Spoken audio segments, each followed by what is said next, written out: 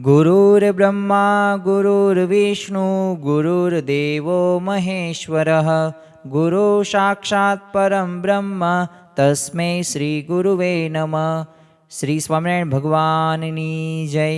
अक्षर पुरुषोत्तम महाराजनी जय। गुणातीतानंद स्वामी महाराजनी जय। प्रमुख स्वामी महाराजनी जय। प्रगट गुरु हरि महंत स्वामी महाराजनी जय। सूरत अक्षरधाम महोत्सवनी जय। राधारमण भगवाननी जय। सियावर रामचंद्र भगवाननी जय। उमापति महादेवनी जय। दरेक दिव्य हरिभक्तों ने जय स्वामी नारायण। अमरीश राजानु नाम આપણે ઘણી વખત ભાગવતની અંદર અને કથાકારોના મુખેથી સાંભળ્યું હશે, તો આજે આપણે અમરીશ રાજાનું એ આખ્યાન સાંભળવાનું છે. અને ખરેખર શ્રીજી મહારાજે ગુણાતીતાનંદ સ્વામીએ પણ પોતાની વાતોની અંદર અને અમરીશ રાજાનું આખ્યાન સાંભળવાથી આપણા જીવનની અંદર કેવી સમજણ આવે છે અને એમની સમજણને વખાણેલી છે. અને અમરીશ રાજા એટલે કેવા, તો પોતે આત્મનિવેદી ભક્ત હતા. હવે આ અમરીશ રાજાનું આખ્યાન ક્યાં આવે છે, તો શ્રીમદ ભાગવતના 9મા સ્કંધની અંદર જે આપણે 4થો અને 5મો અધ્યાય છે, આ અધ્યાયની અંદર અમરીશ રાજાનું આખ્યાન આવે છે. આ આખ્યાન ઉપરથી આપણને એ પણ ખ્યાલ આવશે કે ભગવાનને પ્રસન્ન કરવાના ઉપાય શું શું છે અને ખરેખર ભગવાન પ્રસન્ન થાય તો કેવા કેવા પ્રકારના ફાયદાઓ આપણા જીવનની અંદર થતા જોવા મળે છે. તો આખ્યાન જ્યારે આપણે સાંભળીશું ત્યારે દરેક પ્રકારના સંશયો, એ પ્રશ્નોનું સમાધાન થશે. હવે અમરીશ રાજા એટલે કોણ, તો વ્યવસ્થિત મનુના પ્રપૌત્ર હતા અને રાજર્ષિ નાગભાના પુત્ર હતા. હવે સમૃદ્ધિ પણ અમરીશ રાજાની એટલી બધી એમની પાસે સમૃદ્ધિ હતી. હવે જો માણસ પાસે પૈસા હોય, ધન હોય, સંપત્તિ હોય, કંઈક કળા હોય ને, તો અભિમાન આવી જાય. આજે માણસને કોઈક બાળકથી લઈને વૃદ્ધ સુધી દરેકને અભિમાન નડે છે. એને કંઈક માન આવે છે પોતાની, એ સત્તાનું હોય, પછી આવડતનું હોય, પૈસાનું હોય. પરંતુ આમની પાસે સમૃદ્ધિ પૃથ્વીની જે 7 દ્વીપ છે એટલી એમની પાસે સમૃદ્ધિ હતી.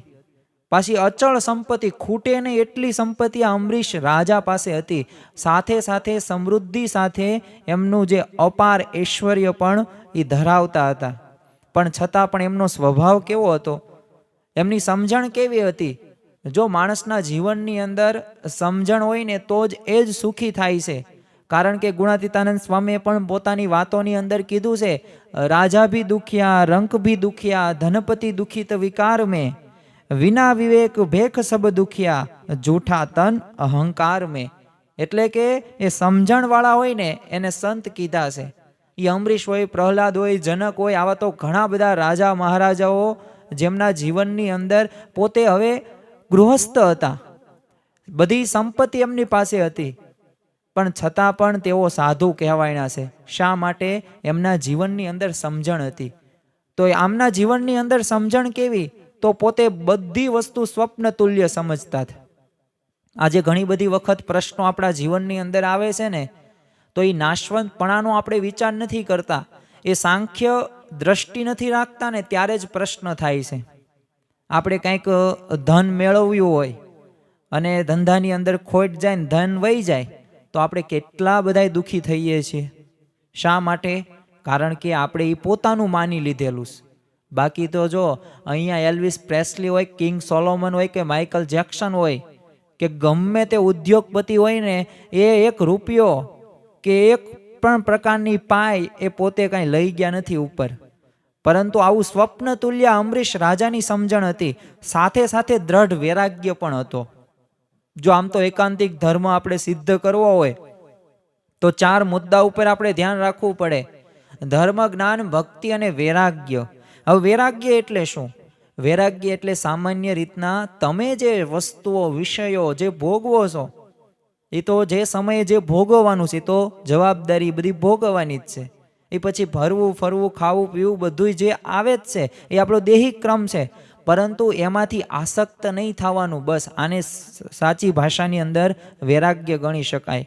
તો અંબરીશ રાજાની આવી સમજણ જોવા મળતી હતી. એમને સ્વર્ગમાં ઈચ્છા એમને ક્યારેય નહોતી, પણ હા, એમને ભગવાનના એ પરમ ધામની ઈચ્છા તો કાયમ એ રાખતા જ હતા. તો જો આપણે પણ આવો ધ્યેય અંબરીશ રાજા જેવો રાખી શકીએ. એમના જે પ્રજા હતી એ પાછી ગુણવાન અને પ્રભુમાં પ્રેમ ધરાવનારી હતી, એટલે બધી રીતે આમ કહેવાય ને 100% રીતે સુખ શાંતિ જ હતી. પણ કારણ શું હતું? એમના જીવનની અંદર ભગવાનનું ભજન એટલું વિશિષ્ટ રીતે થતું હતું. હવે અંબરીશ રાજા એટલે આત્મનિવેદી અને ઠાકોરજીની સેવા પોતે જાતે કરે. વિચાર કરો કે અત્યારના સમયની અંદર આપણી પાસે થોડાક પૈસા આવી જાય, થોડીક સત્તા આવી જાય તો બીજા ફાંય આપણે કામ કરાવીએ છીએ. એટલે પોતે નથી કરતા, પરંતુ આ અંબરીશ રાજા ઠાકોરજીની સેવા જાતે કરે. ભગવાન માટે ફળ હોય, ફૂલ હોય, હાર કરવાનો હોય, દળવું હોય, ગળવું હોય, વાઘા ધોવાના હોય, બધુંય જાતે કરે. એક પ્રસંગ આ તકે આપણને યાદ આવે અંબરીશ રાજાનો, કે એક વખત તો પોતે હવે આ ઠાકોરજીના વાઘા ધોવા માટે નદી કિનારે જાય છે. અને પહેલાના સમયની અંદર તો આપણને પણ ખ્યાલ છે કે એવું કાંઈ બાથરૂમની વ્યવસ્થા, પાણીની વ્યવસ્થા ઘરે કાંઈ હતી નહીં. એટલે બધાય તે ગામના જે લોકો હોય એ નદી કાંઠે જાય અને ત્યાં આવી રીતે જે કપડાં હોય એ ધોવે. તો અંબરીશ રાજા પોતે જાય છે ત્યાં. હવે ત્યાં જે કપડાં ધોવે છે ને ત્યાં નજીકમાં એક સ્ત્રી હોય છે જે પોતે કપડાં ધોવા માટે આવેલી હતી. હવે ધોકા વડે છે ને કપડાને ધોકાવતી હતી અને છાંટા ઉઠતા હતા અંબરીશ રાજા અને આ ઠાકોરજીના કપડા ઉપર. એટલે સ્વાભાવિક રીતે નિર્મળ એમનો સ્વભાવ હતો અંબરીશ રાજાનો, અને સેવક ભાવ કેવો હતો. તો રાજા હતો, ઓલી બાઈને ખબર હતી આ અંબરીશ રાજા છે, પણ છતાં પણ અંબરીશ રાજાએ કીધું એને કે તમે થોડાક દૂર કપડાં ધોકાવો ને, અહીંયા ઠાકોરજીને છાંટા ઉડે છે. એટલે ઓલી બાએ કાંઈ મચક લીધી નહીં, કાંઈ ધ્યાનમાં ન લીધું. પછી અંબરીશ રાજા તોય તે કાંઈ બોલ્યા નહીં. હવે વિચાર કરો, જેની પાસે સત્તા હોય, જેની પાસે કંઈક કળા હોય ને, એને કેટલું માન આવી જાય. પરંતુ અંબરીશ રાજાના જીવનની પ્રસંગો ઉપરથી આપણને ખ્યાલ આવે કે કેવા સેવક ભાવે વર્તતા હતા. તો આવી આપણા જીવનની અંદર આવો દાસ ભાવ આપણામાં હોવો ખૂબ જરૂરી છે. તો આવી રીતે બધી પ્રકારની સેવા ઠાકોરજીની કરે. અને નિયમ પાછો કેવો, જો માણસને નિયમ શબ્દ આવે ને, રૂલ્સ, એટલે નિયમો ગમતા નથી. આમ નિયમો છે ને બંધન જેવા લાગે છે કે આ શું મંદિરે જવું, આરતીમાં બેસવું, દંડવટ કરવા, પ્રદક્ષિણા ફરવી, ત્યાંથી આપણને કાંઈ રૂપિયા તો મળતા નથી. અને મંદિરે જઈએ અને સંતોનો આપણે સમાગમ કરીએ અને શાસ્ત્રોનું વાંચન કરીએ, એટલે નિયમ સિવાય આપણને કાંઈ વાતું નથી કરતા. અને આપણું જે સ્વતંત્રતા રહી ને એ સ્વતંત્રતા હણી નાખી છે આ બધાએ. પણ જો એવું નથી, નિયમમાં રહેવું ને તો જ ભગવાન પ્રસન્ન થાય છે અને સંત પ્રસન્ન થાય છે. નિયમ એમને હતો કે ભગવાનને ધર્યા વગરનું એ પાણી ન પીવે અને બધી વસ્તુ ધરીને જ ગ્રહણ કરવાની. જો આત્મનિવેદી જે ભક્ત હોય અને જે ઠાકોરજી પ્રત્યેની જે પરાભક્તિ હોય ને, એનું શ્રેષ્ઠ ઉદાહરણ આપણે ગણી શકીએ અંબરીશ રાજાને. એટલે આપણે એમને આત્મનિવેદી કીધા છે. અને પછી સેવા કેટલી કલાક કરવાની? આપણને 1 કલાક સેવા કરવાનું કોઈ કે, અથવા 1 કલાક પૂજા કરવાનું કે, તોય આપણાથી શક્યતા નથી. આપણે એમાં સમયનો બગાડ માનીએ છીએ. પરંતુ અંબરીશ રાજા 24 કલાકમાંથી 21 કલાક ભગવાનની આવી સેવા કરે અને કોઈને ચીંધવાનું નહીં, પોતે જાતે જ કરવાની. અને 3 કલાકની જ ખાલી ઊંઘ લે. થોડોક સમય પસાર થયો, આવી રીતે નિત્યક્રમ એમનો હતો 21 કલાક ભગવાનની સેવા કરવાનો અને 3 કલાક સુવાનું. પછી એમને વિચાર આવ્યો. હવે વિચાર તો આપણે બધાને આવે છે. કેવા કેવા વિચારો આવે કે હવે મંદિરે થોડાક મોડા જવી તો ચાલશે, આજે ન વાંચવું હોય ચાલશે, ગ્રંથ શું વાંચવા, ફોનમાં ચાલો ને આપણે શોર્ટ્સ ને રીલ્સ જોઈ નાખીએ. આવા બધાને વિચારો આવે. પછી આપણને કેવા વિચારો આવે? ધંધાના વિચારો આવે, પૈસો કેમ વધુ પ્રાપ્ત કરું એના વિચારો આવે, વ્યવહારમાં કઈ જગ્યાએ બેસવા જવાનું એના વિચારો આવે. એટલે મૂળ આપણને છે ને ભગવાનથી ને પાસે નહીં, છેટે જઈએ ને એટલા જ એવા જ વિચારો આવે, શ્લોકના જ તે.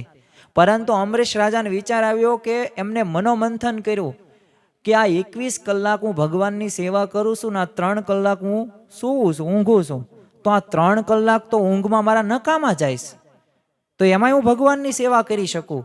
તો વિચાર કરો, આ વિચારથી પોતે 21 કલાકની જગ્યાએ હવે 24 કલાક એ ભગવાનની સેવા કરવા માંડ્યા.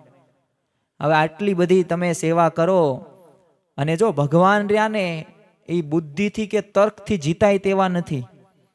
જો માણસે અત્યારે થોડુંક ભણી લીધેલું હોય ને એની પાસે ડિગ્રી આવી જાય ને એટલે એ દાન કરી નાખે, યાત્રાઓ કરી નાખે, પણ એમ ભગવાન પ્રસન્ન, હા એનાથી રાજી થાય છે. પણ યાદ રાખજો, ભગવાનને અતિશય પ્રસન્ન કરવા હોય ને તો એ તમારે ભક્તિ કરવી જ પડશે. ને કેવી ભક્તિ? અખંડ ભક્તિ, અખંડ ચિંતવન. તમે જો નરસિંહ મહેતા, મીરાબાઈ, એ તુકારામ હોય કે જલારામ બાપા હોય, આ દરેકના જીવનની અંદર, આ ભક્તોની અંદર એક વિશિષ્ટતા આપણને જોવા મળે છે. આ વિશિષ્ટતા કઈ? એ ભગવાન પ્રત્યેની પરાભક્તિ તો હતી. નરસિંહ મહેતાએ ભગવાનને પ્રસન્ન કરવા માટે 7 દિવસ સુધી શંકર ભગવાનની ત્યાં ઉપાસના કરે છે, અન્ન જળનો ત્યાગ કરે છે. શંકર ભગવાન પ્રસન્ન થઈ જાય છે. અને પ્રસન્ન થઈ જાય છે એટલું જ નહીં, શંકર ભગવાનની કૃપાથી એ રાસ લીલાના અલૌકિક શ્રી કૃષ્ણ ભગવાનના એ દર્શન થાય છે. ભગવાનની એમને સાક્ષાત્કાર થઈ ગયો. જો અખંડ ભગવાનનું ચિંતન એ ભક્તિથી શક્ય બન્યું છે. એમને લોકો શું કહે છે એ મગજમાં કે મનની અંદર એવી તર્ક વિતર્ક આવા જ નથી દીધી. બસ મારો ધ્યેય શું છે? જો માણસના હૃદયની અંદર એક પ્રકારની એક સાચી સમજણ આવી જાય ને અને આત્મસાત કરી નાખે ને, જો મનથી આ શક્ય નથી. કારણ કે મન તો કેવું છે, મનને જ્યાં નિરાત મળે, જ્યાં શાંતિ મળે ત્યાં જ મન ચોંટે છે. ભગવાનમાં મન ક્યારેય ચોંટ્યું એવું બન્યું નથી. એટલે મનને તો આપણે મારવું જ પડશે, તો ભગવાન સાથે આપણે જોડાણ થશે. અને અહીંયા જો સાક્ષાત ભગવાને દર્શન આપ્યા અમરીશ રાજાને અને કીધું કે અમરીશ, તું આ મારો ભક્ત નહીં, તારે તો રાજ્ય ચલાવવાનું છે ને તારી આ જવાબદારી છે. એટલે તું આ 24 કલાક તું મારી સેવા કરે છો તો પછી રાજ્ય કઈ રીતે ચાલશે?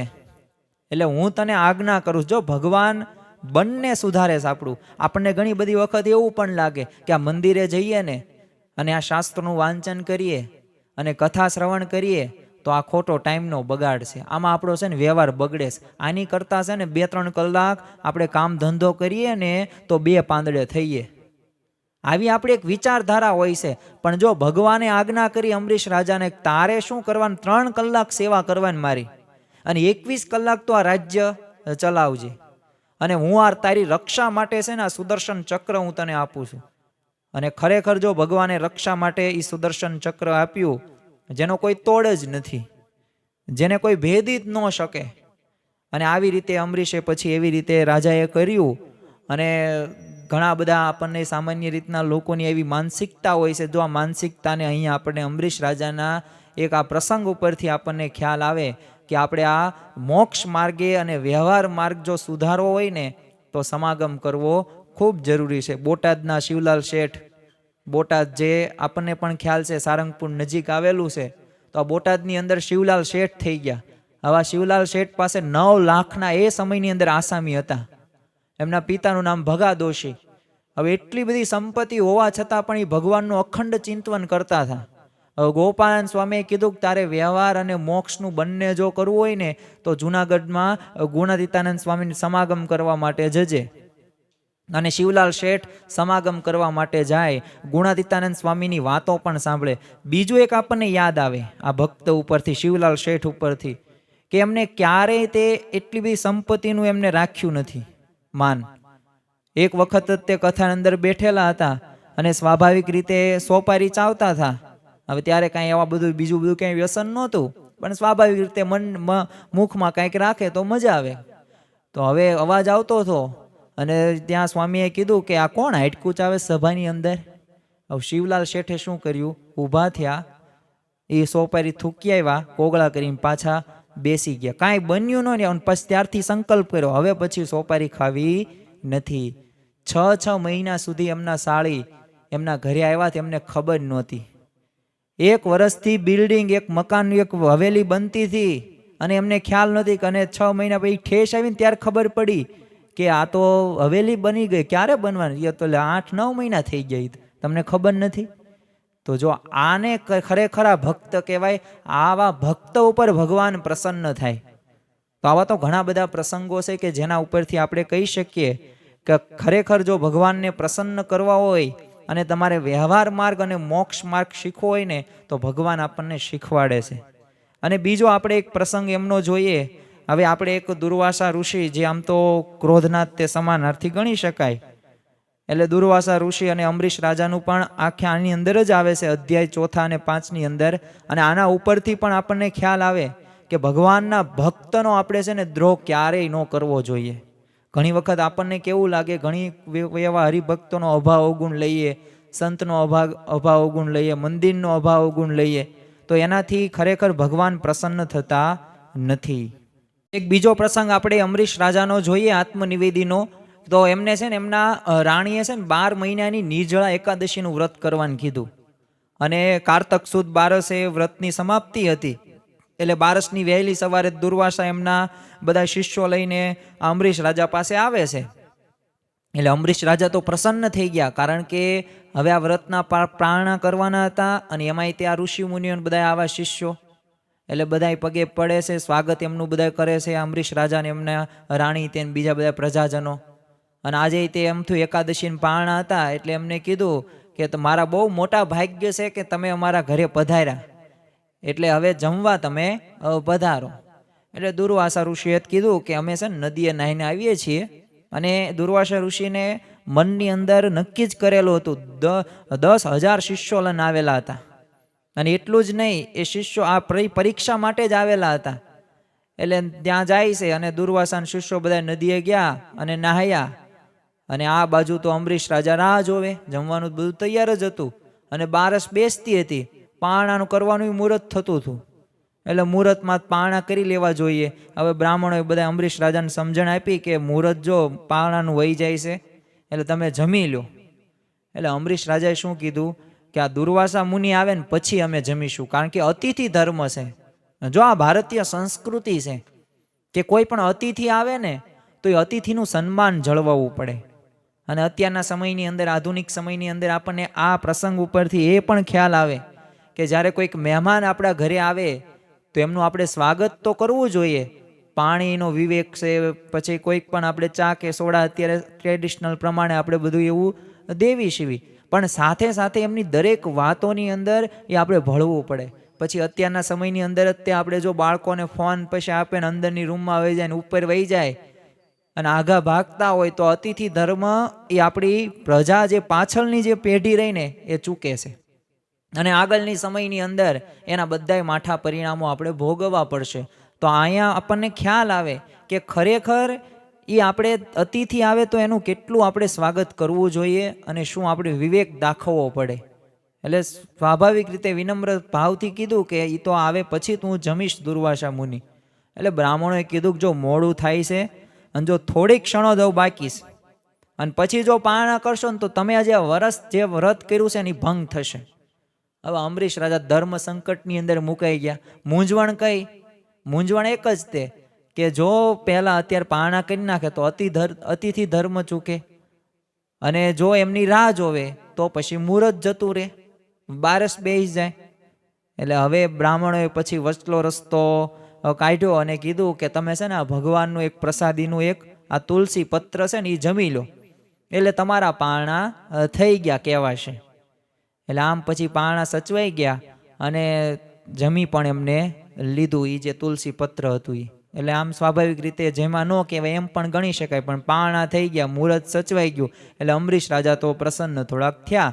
પણ હવે આવે છે દુર્વાસા ઋષિ. એમને ખબર પડી ગઈ કે આ મારા વગર પારણા કરી નાખ્યા. અને તરત તે એમને હવે ક્રોધના તો આમ થાય તે એમનો ખોળામાં ક્રોધ હતો અને તરત તે ભભૂક્યા અને કીધું કે અંબરીશ તું ભલે મોટો ભક્ત કહેવાય, પણ તે આજે છે ને અતિથિ ધર્મનું તને ભાન નથી અને અમને મૂકીને તે પારણા કેમ કર્યા.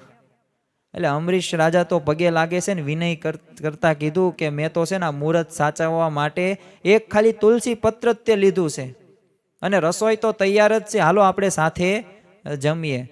પણ દુર્વાસા જેનું નામ અને ક્રોધનો જ આપણે અવતાર ગણી શકીએ, એટલે એ કાંઈ માને થોડા ખરા. અને શાપ આપતા કીધું કે તે મારો અપરાધ કર્યો છે, એટલે આનું ફળ તારે ભોગવવું જ પડશે. અને એમને એક જટામાંથી એક લટ લીધું અને એમાંથી બધી કૃત્યાઓ ઉત્પન્ન કરી અને અંબરીશને મારવા માટે મોકલી. હવે અંબરીશ તો કોણ? ભક્તરાજ, આત્મનિવેદી ભક્ત. ભગવાનનું અખંડ મનમાં ચિંતન જ થતું હોય તો આવા મહાભક્તરાજને કોઈ પણ પ્રકારની એ વિપરીત પરિસ્થિતિ પણ એ દુઃખી ન કરી શકે. અને બસ અમરીશ રાજા તો હાથ જોડીને ઊભા રહ્યા. અને એમાં જ તે ભગવાને અમથી રક્ષામાં સુદર્શન ચક્ર મૂકેલું જ હતું. અને આ સુદર્શન ચક્ર ગોળ ફરવા માંડ્યું અને કૃત્યાઓને બળીને બધી ભસ્મ થઈ ગઈ. પણ હવે છેલ્લે આ સુદર્શન ચક્ર દુર્વાસા ઋષિ પાછળ ફરેશ. અને દુર્વાસા ઋષિ ગભરાઈ ગયા, કારણ કે એનો તેડ તોડ એક હતો જ નહીં એકઈ. અને ત્રાહીમામ કરતા કરતા પોતે દોડવા લાગે છે. અને આવી રીતે પેલા શંકર ભગવાન પાસે જાય છે. તો સુદર્શન ચક્ર બચવાને કંઈક પ્રયત્નો તો કરવા પડે ને, વિનંતી કરીને તે શંકર ભગવાને શું કીધું કે આ સુદર્શનનું ને પાછા વાળવાનું મારું કામ નહીં.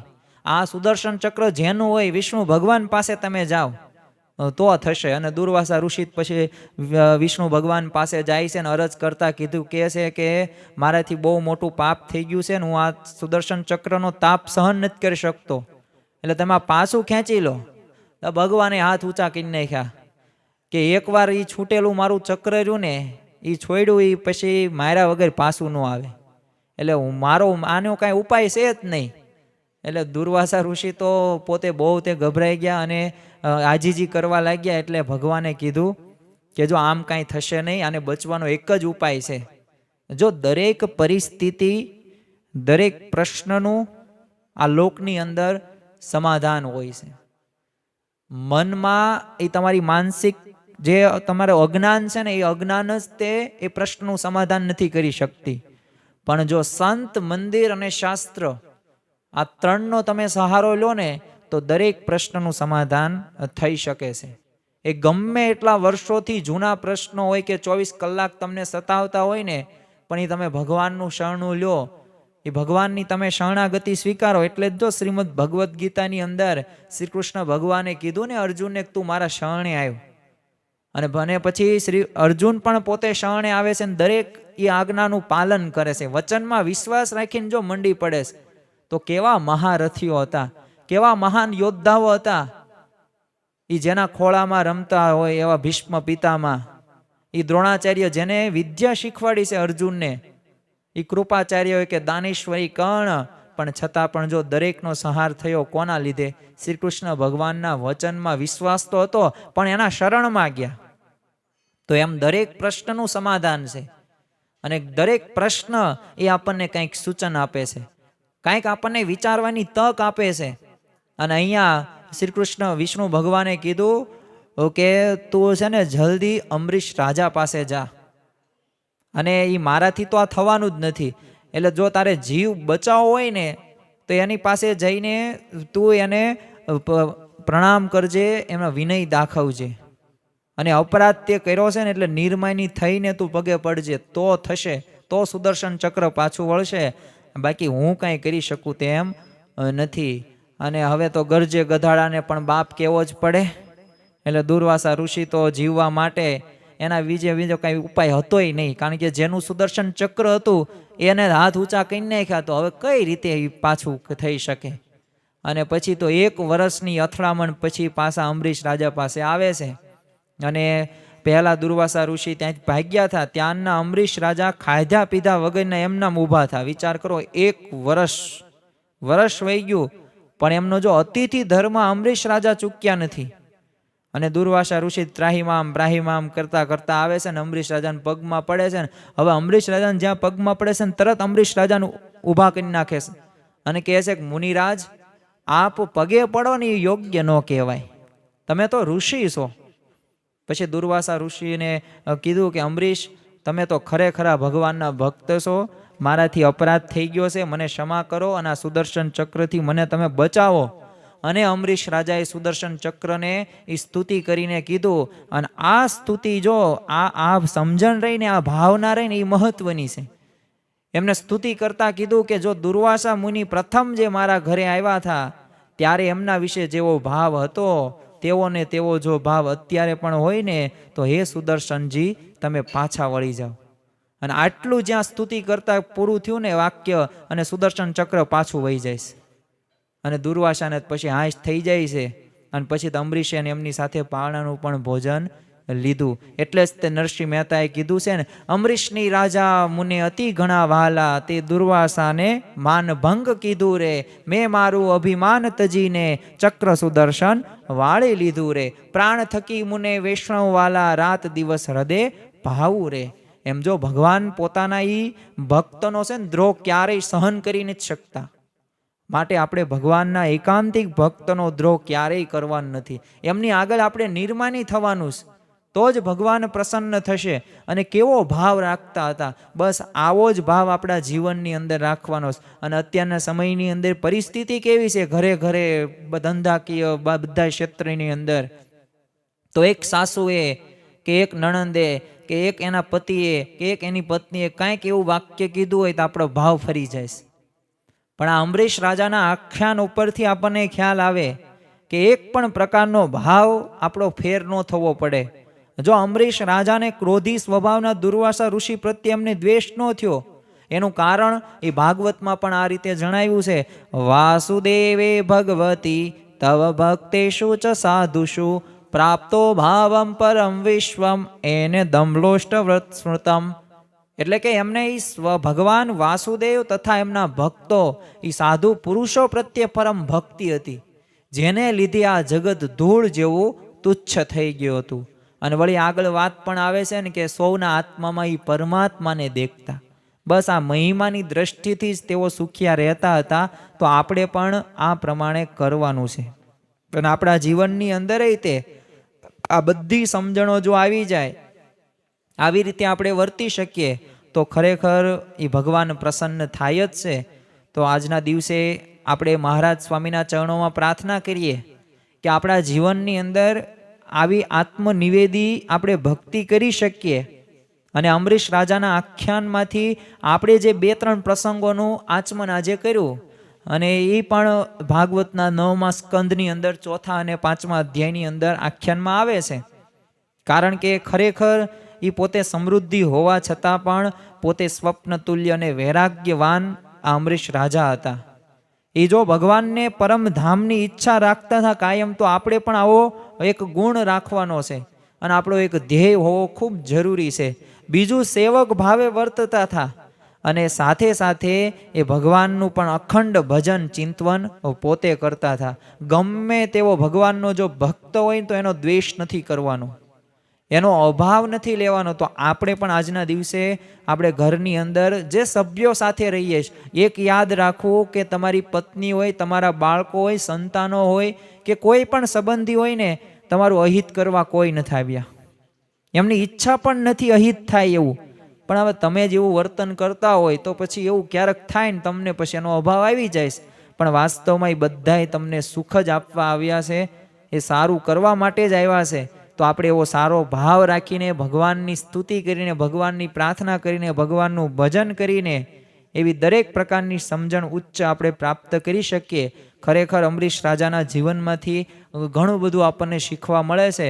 ઉત્તમ તો એક એ જ શીખવા કે ભગવાનને અતિશય પ્રસન્ન કરવા માટે આપણે ભક્તિ કરવી. આ બધા ગુણો તો એમનામાં હતા જ તે. તો આજના દિવસે મહારાજ સ્વામીના ચરણોમાં પ્રાર્થના કરીએ કે અમરીશ રાજા જેવું જીવન આપણે પણ બનાવી શકીએ એવી ભગવાનને પ્રાર્થના. શ્રી સ્વામિનારાયણ ભગવાનની જય.